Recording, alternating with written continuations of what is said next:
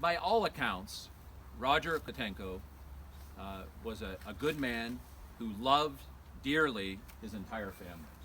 His mom, his wife, his brother, his sister, and his children. And also by all accounts, Rodger was a very well-known and well-respected member of the community and a professional gunsmith with a reputation in this community, in Canada, and beyond.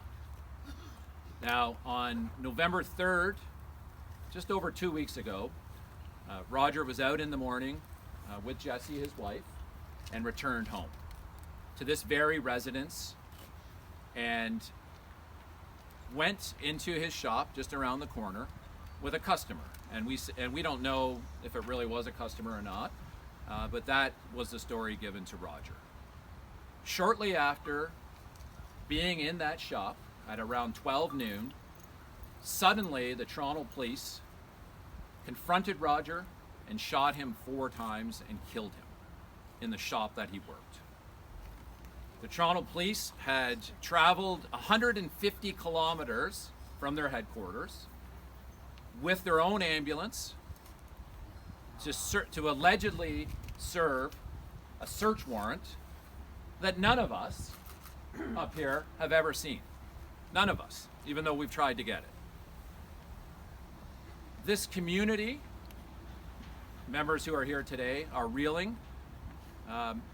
This family is absolutely heartbroken and devastated, as is the rest of the people that knew Rodger, and I've heard from many of them. But they're also feeling something else. They're feeling outrage about how this could happen in this community 150 kilometers away from Toronto. They're also feeling puzzled. They're puzzled how this could possibly happen in this rural community so far away from Toronto.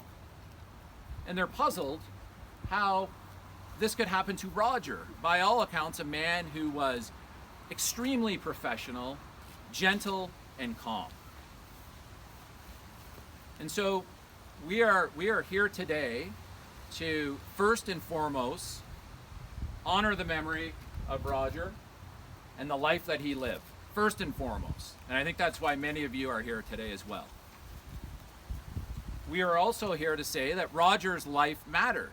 It absolutely mattered. But we are also here to seek answers and to seek accountability.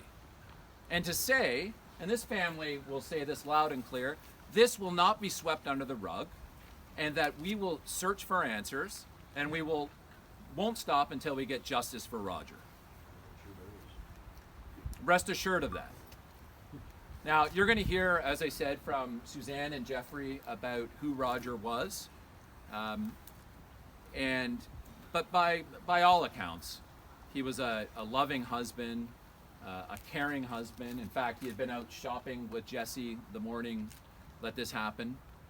And he enjoyed doing many things with his family. I know hunting and fishing with Jeffrey and others.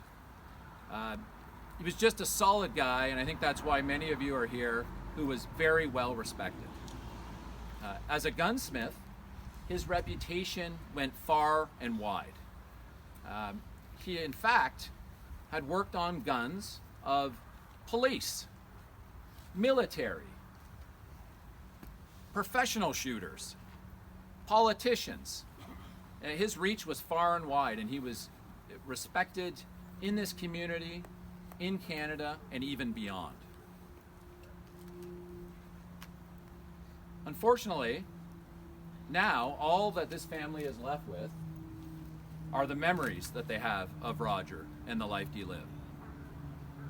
But they're also left with something else. And I think I'm not just speaking for this family, I think I'm speaking in part to this community. They're left with fear. The fear that if this can happen to Rodger, this can happen to anyone. And when you really think about this, a police officer in the street is the most powerful person out there. They can act as the judge, the jury, and they can even take a life like they did here. And so with great power that a police officer has should come great responsibility. And so we are here, as I said, to say that this won't be swept under the rug and that we will search for answers. This community demands answers. This family deserves them. And so we won't stop until we get to the truth and we get justice for Rodger. Now, unfortunately, our efforts to get information about how this could happen, we've hit you can call it a wall, you can call it a blue wall if you want, but there's a cone of silence that is covering this event. And unfortunately, the Toronto police haven't even reached out to the family to say, here's our explanation of what happened. But they also haven't even offered condolences to this grieving family. They have not even offered condolences.